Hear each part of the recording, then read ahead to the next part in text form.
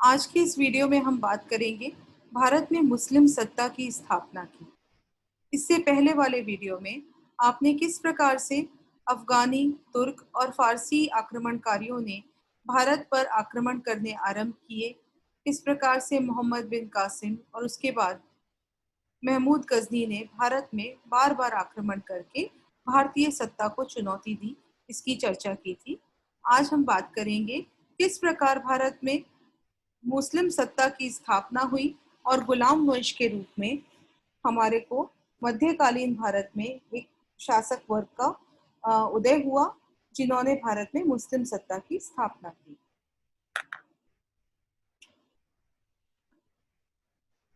तराइन के युद्ध के बारे में हम चर्चा कर चुके हैं। मोहम्मद गौरी, जो कि मुल्तान और पंजाब पर विजय प्राप्त करने के बाद 1175 ईस्वी में भारत पर आक्रमण करने आया और दिल्ली की ओर आगे बढ़ा। उत्तरी भारत में उस समय बहुत सारे राजपूत राज्य थे जो सत्ता के लिए संघर्षरत थे। इनमें विजेता था पृथ्वीराज चौहान, जो चौहान वंश का शासक था और शाकंभरी के चौहान वंश का नेतृत्व कर रहा था। इसके नेतृत्व में राजपूत राजाओं ने कड़ी चुनौती मोहम्मद गौरी को दी और 1191 के तराइन के प्रथम युद्ध में पृथ्वीराज चौहान ने मोहम्मद गौरी को पराजित कर दिया। परंतु इस युद्ध में पराजय के पश्चात मोहम्मद गौरी को मारा नहीं गया और वो वापस गौर चला गया। एक साल बाद मोहम्मद गौरी ने अपनी पराजय का बदला लेने के लिए और भी प्रखर आक्रमण जो था वो भारत पर किया और 1192 में तराइन के उसी मैदान में तराइन का द्वितीय युद्ध लड़ा गया, जिसमें पृथ्वीराज चौहान की न सिर्फ पराजय हुई बल्कि उनको मृत्यु के घाट उतार दिया गया। और इस प्रकार भारत में अब आक्रमणकारियों को चुनौती देने वाला कोई भी सशक्त शासक नहीं बचा था और तराइन का दूसरा युद्ध एक प्रकार से एक निर्णायक युद्ध सिद्ध हुआ, जिसने उत्तरी भारत में मुस्लिम शासन की आधारशिला रख दी थी। और अब ये बात निश्चित हो गई थी कि भारत में मुस्लिम शासन का होना अवश्यंभावी हो गया है। तुर्क, अफगान और फारसी आक्रमण 12वीं सदी के अंत से ही बहुत तेज हो गए थे। मोहम्मद गौरी ने भी बराबर दिल्ली और आसपास के इलाकों पर आक्रमण करके राजपूत राजाओं की शक्ति को पूरी तरह से क्षीण कर दिया था और 1192 में पृथ्वीराज चौहान की निर्णायक पराजय के पश्चात सारे राजपूत राज्य इस ये तय हो गया था कि वो मुस्लिम आक्रांताओं का सामना करने के लिए तैयार नहीं है। और मोहम्मद गौरी की मृत्यु के पश्चात भी उसके जो गुलाम थे, जो उसके सेनापति थे, उन्होंने उसके शासन को, उसकी वंश को जीवित रखा और गुलाम वंश की एक नींव डाली, जिसने एक लंबे समय तक भारत पर शासन किया। और इस गुलाम वंश का जो पहला शासक था भारत में, वो था कुतुबुद्दीन ऐबक, जिसने 1206 से 1210 ईस्वी तक भारत पर राज्य किया। ये एक तुर्क जनजाति का व्यक्ति था और बचपन में अपने माता पिता से ये बिछड़ गया था और इसको निशापुर के बाजार में अबू हनीफ के वंशज काजी फखरुद्दीन कैफी ने खरीद लिया था और वहां पर इन्होंने इसकी प्रखर बुद्धि और कुशाग्र और वीरता से प्रभावित होकर इसको काफी अच्छी शिक्षा दीक्षा देने का कार्य किया और अपने पुत्र के समान इसका पालन पोषण किया। घुड़सवारी, तीरंदाजी, युद्ध की अन्य विधाओं में इसको पारंगत किया। कुरान, हदीस और अन्य जो शिक्षा थी वो कुतुबुद्दीन ऐबक को दिलाई गई। परंतु दुर्भाग्यवश काजी फखरुद्दीन की भी जल्दी ही मृत्यु हो गई और काजी के पुत्रों ने वापस से कुतुबुद्दीन ऐबक को गजनी के बाजार में बेच दिया, जहां इसको मोहम्मद गौरी ने खरीद लिया और जल्दी ही अपनी प्रतिभा के बल पर कुतुबुद्दीन ऐबक मोहम्मद गौरी के चुनिंदा सिपह सालारों में शामिल हो गया और उसका विश्वास पात्र बन गया और आगे चलकर उसकी जीवन का एक ऐसा अध्याय आरंभ हुआ जिसके कारण अंत में वो दिल्ली का शासन पा सका। ये कुतुबुद्दीन ऐबक है, इतिहास का बहुत चर्चित व्यक्ति है। इन्होंने भारत में गुलाम वंश की नींव रखी थी। इनके पश्चात इसको गुलाम वंश क्यों कहते हैं, बहुत सारे स्टूडेंट्स के मन में ये जिज्ञासा होगी।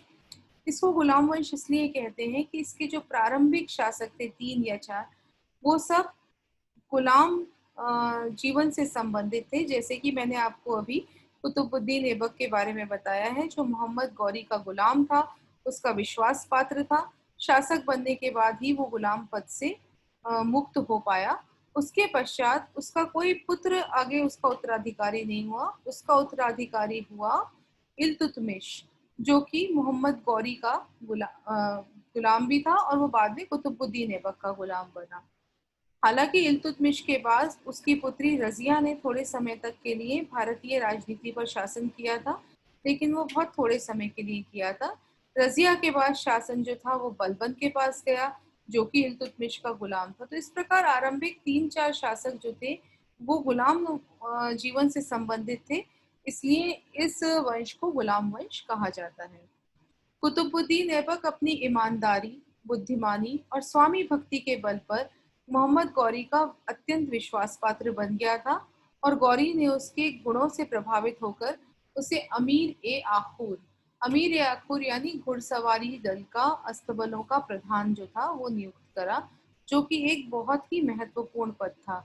इस पद पर रहते हुए ऐबक ने गौर, बामियान और गजनी के युद्धों में सुल्तान के साथ कंधे से कंधा मिलाकर काम किया और उनका विश्वास हासिल किया। 1192 में ऐबक ने तराइन के युद्ध में भी कुशलता पूर्वक भाग लिया, और द्वितीय युद्ध में मोहम्मद गौरी ने ऐबक को भारतीय प्रदेशों का सूबेदार नियुक्त कर दिया। गौरी के वापस जाने के बाद भी ऐबक ने अपना विजय यात्रा को खत्म नहीं किया, और अजमेर और मेरठ आदि स्थानों पर जो विद्रोह हुए थे, जो कि तराइन के युद्ध के बाद राजाओं ने विद्रोह किए थे, उनको कुशलता पूर्वक दबाने का कार्य सफलता से किया। इस प्रकार से जो भारत में आरंभिक तुर्की शासन की स्थापना हुई थी, उसका ये चित्र है। मोहम्मद गौरी की मृत्यु के बाद, क्योंकि उसका कोई पुत्र नहीं था, इसलिए कुतुबुद्दीन ऐबक को लाहौर पर शासन करने का निमंत्रण दिया गया, और ऐबक ने लाहौर पहुंचकर 1206 में अपना राज्याभिषेक करवाया, लेकिन उसने अपने आप को राजा घोषित नहीं किया। उसने मलिक और सिपह सालार की पदवी ही ली, ना तो अपने नाम का कोई सिक्का चलवाया। और जिस तरह से जब भी कोई राजा बनता है मध्यकालीन इतिहास में, आगे आप राजत्व का सिद्धांत पढ़ेंगे, तो राजा बनने के लिए अपने नाम का खुतबा, जिसे प्रशंसात्मक रचना, जिसमें उसके बारे में बातें कही जाती हैं, और जो सिक्का चलाया जाता है, और साथ ही खलीफा के द्वारा रिकॉग्निशन जो मिलता है, उन सब चीजों में ये नहीं गया। इसने अपने आप को मोहम्मद गौरी का सिपह सालार बन के ही इससे संतुष्ट रहा। सिंहासन जो था, दिल्ली के जो तख्त था, वो कुतुबुद्दीन ऐबक के लिए कोई फूलों की सेज नहीं थी, कांटों का ताज था। उसको बहुत सारी चीजों का सामना करना पड़ा।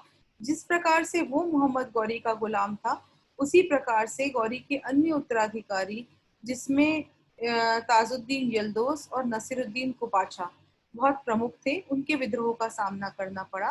वो भी भारत पर अपना अधिकार करने का प्रयास कर रहे थे। उन्होंने भी अपने भारत पर अपना अधिकार जताने का दावा पेश किया।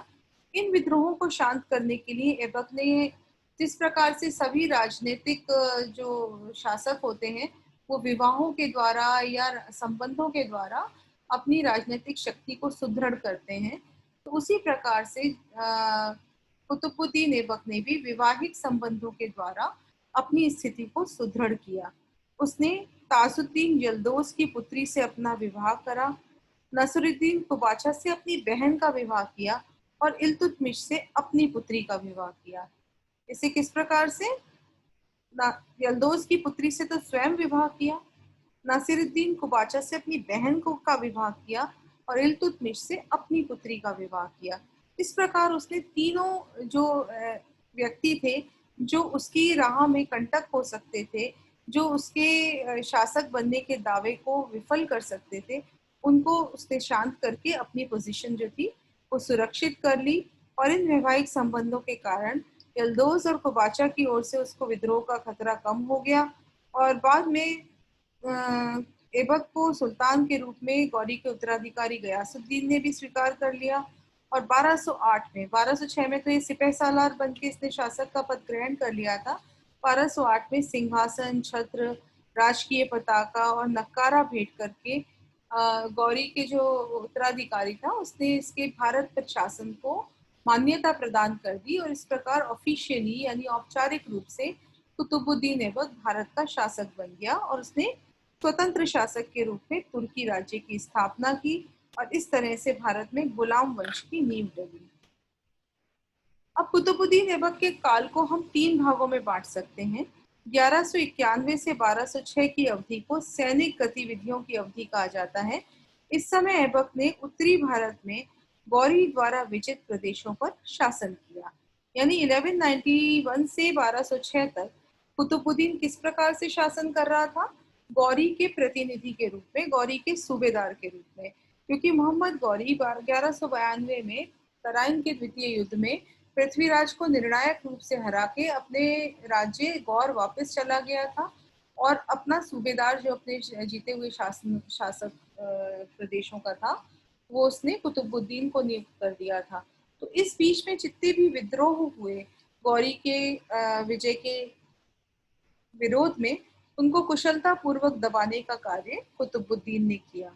1206 में जब गौरी की मृत्यु हो गई तो कुतुबुद्दीन ने अपने मालिक के सिपह सलार के रूप में मलिक और सूबेदार के रूप में शासन ग्रहण करा और उसको उसके राजनीतिक कार्यों की अवधि माना जाता है।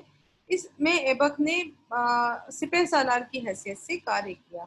1208 में जब उसे गयासुद्दीन जो गौरी का उत्तराधिकारी था उसके द्वारा मान्यता मिल गई तो इन 2 वर्षों की अवधि में उसने दिल्ली सल्तनत की रूपरेखा बनाई, गुलाम वंश को स्ट्रक्चर करने का, उसको संरक्षित करने का, उसका एक ऑफिशियल फॉर्मेट डिसाइड करने का उसने कार्य किया।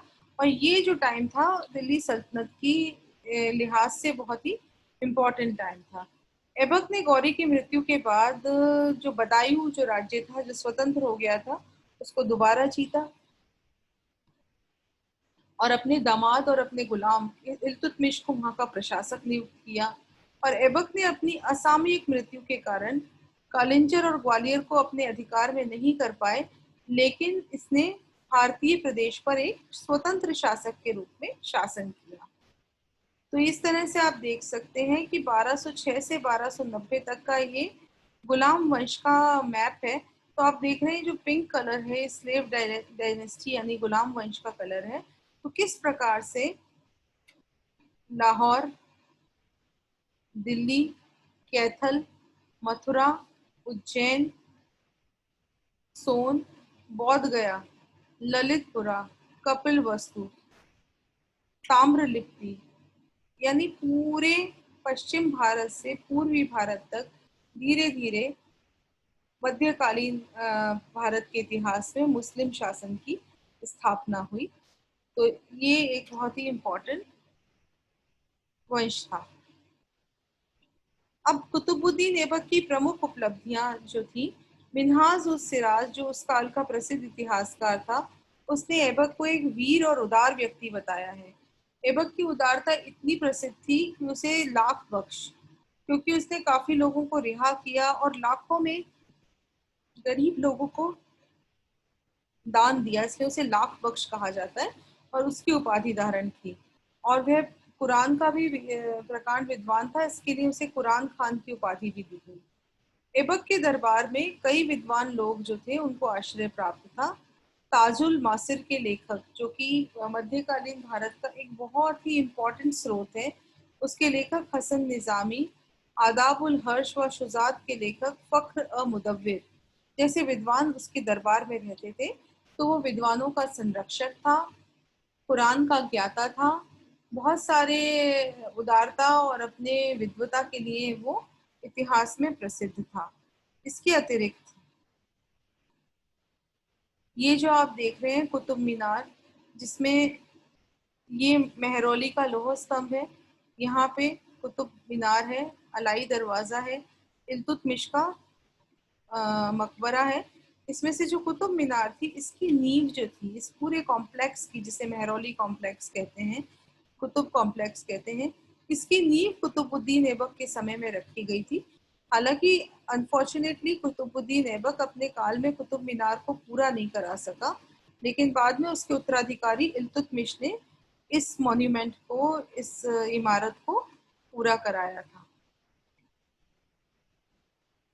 2.5 दिन का झोपड़ा, जो कि उसने अपने अजमेर विजय के दौरान बनाया था, ये एक संस्कृत विश्वविद्यालय था जो उसने अजमेर में इसको तुड़वाकर 2.5 दिन का झोपड़ा बनवाया था, और ये सिर्फ थोड़े ही समय में बन गया था, इसलिए इसको 2.5 दिन का झोपड़ा कहते हैं।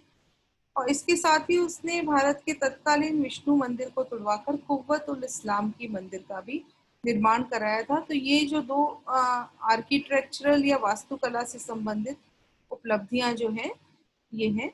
फख्र ऐबक ने दिल्ली में कुव्वत उल इस्लाम मंदिर, जो कि विष्णु मंदिर के स्थान पर, और अजमेर में 2.5 दिन का झोपड़ा, जो कि संस्कृत विद्यालय के नाम पर, इन मस्जिदों का निर्माण कराया। और कुतुब मीनार, जो ख्वाजा कुतुबुद्दीन बख्तियार काकी की स्मृति में बनाई गई थी, उसको निर्माण करने का श्रेय भी कुतुबुद्दीन ऐबक को है।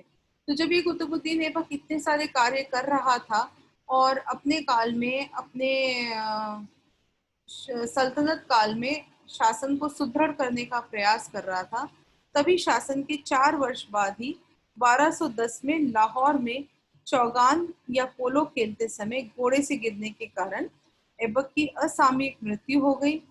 कुतुबुद्दीन ऐबक का मकबरा भी लाहौर में ही है, और दिल्ली सल्तनत की नींव को डालने का श्रेय जो है वो कुतुबुद्दीन ऐबक को ही जाता है। तो इस प्रकार से आपने देखा कि किस प्रकार से भारत में मुस्लिम सत्ता की स्थापना हुई, और कुतुबुद्दीन ऐबक का काल के बारे में हमने डिस्कस किया। आगे के वीडियोस में आपको इल्तुतमिश, रजिया और बलबंद और राजत्व के सिद्धांत के बारे में बात करेंगे। धन्यवाद।